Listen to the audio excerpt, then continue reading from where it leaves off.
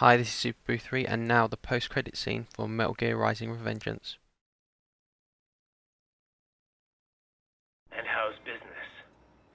Oh, good, good. Herr Doctor's research and staffing service certainly help. I hear World Marshal's looking for a buyer. Well, you cost them a lot of money, huh? Not to mention killing their funding. Literally.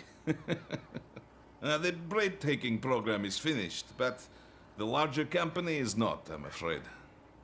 Someone will buy them. PMCs are in demand once again. Yeah. Fighting for reasons they don't understand. Causes they don't believe in. Beg pardon? No. Nothing. So, your mind is made? You will not come back. Sorry, Boris. I understand. But then, what will you do?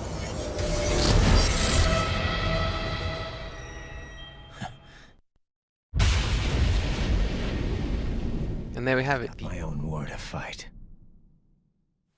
And then we have it. The end of Metal Gear Rising: Revengeance. Um, Overall, I thought that was a brilliant game. Actually, yeah, okay. I mean, all of the boss fights I thought were generally good. My only slight gripes were with the Armstrong fight and the two mini fights just before that. Um, I think that kind of made that fight drag on. Overall, I thought Armstrong was an absolutely hilarious character. I think the Blade Wolf fight right at the beginning of the game is an amazing way to make you learn the hard way. Um, if you haven't learnt parrying and blocking up to that point, you have to for that boss fight, which really ends up surprisingly making you considerably better at the game, and I'm a huge fan of that. Um, I mean, I do have a few criticisms of the game with how at the beginning the ratio of story to actual gameplay is actually pretty bad, and I certainly would have liked to have been able to get more into the action to make myself feel more accustomed to the blade mode and just the general fighting systems. I mean, yeah, there's a few fights before you fight Blade Wolf, but still, I definitely would have just been allowed, like to have been allowed to just go around and have some fun using the blade mode and things in combat a bit more.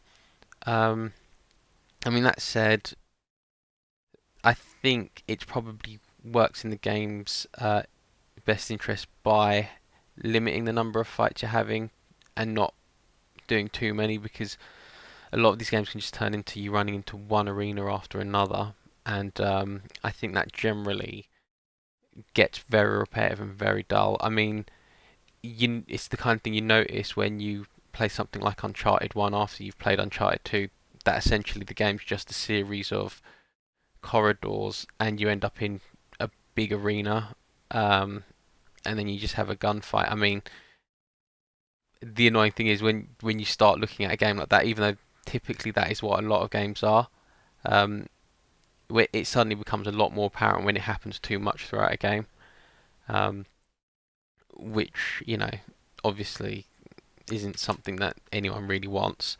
Um, I'm trying to think of the other boss fights in the game. Well, we had the monsoon boss fight, which I thought was a very interesting way to, you know, bring in a different mechanic into the game. Because I mean, you kind of thought you've got a weapon that's completely useless, and what they actually do is, again, they're forcing you to use the parry to actually cut down these periods of invincibility. I mean, again, I quite like that one. Um, a lot of the cutscenes were pretty hilarious, and I definitely think the way I did kind of like the tongue-in-cheek nature of the game. Um, there's some there's some nice Easter eggs. I will post one of those up just after this video tomorrow. But yeah, all round, I definitely think if you haven't played this game, uh, I would say give it a try. You want to play this. It's a lot more accessible than a lot of other fighting games. Sorry, hack and slash games that I've played. Um, I would, I mean, and if you put it on easy, I'm sure anyone could get through this game. I mean, on normal, I'm not particularly good at this type of game, but I didn't really run into any problems at all. But if I think for anyone, if they play on easy, they can get through this. And eventually they'll be able to tackle the harder difficulties. I was originally going to thinking of doing videos for VR missions and Revengeance mode, but having I've actually this recording's a bit after I completed the game because I forgot to actually record the post-credit scene. Um, After having played around a bit more, I don't think I have enough skill at this game to be tackling Revengeance mode. Um, and I mean, I went through on hard, and though that was relatively easy, I noticed that the bosses were starting to, I don't think I could handle the boss patterns, especially when I tried to tackle um, Metal Gear Ray on very hard difficulty. Um, that was surprisingly harder than I expected it to be. Um, so yeah, so I won't be doing that. Instead, I'm just going to be moving towards other games. Hopefully, they do a DLC sale at some point, and then if they do, I'll do a let's play of the DLC chapters as well because they do look very fun, but they're excessively overpriced. I think in Europe. Um, I mean, I'm sure they're actually good quality, but I don't really want to justify buying DLC that's more than £10 if I buy both story extensions at this point in time. Um, anyway, I do hope you've enjoyed this playthrough. If there's anything you want me to do different, I think this is probably the best video to leave comments on in the comment sections, and I'll take a look at it.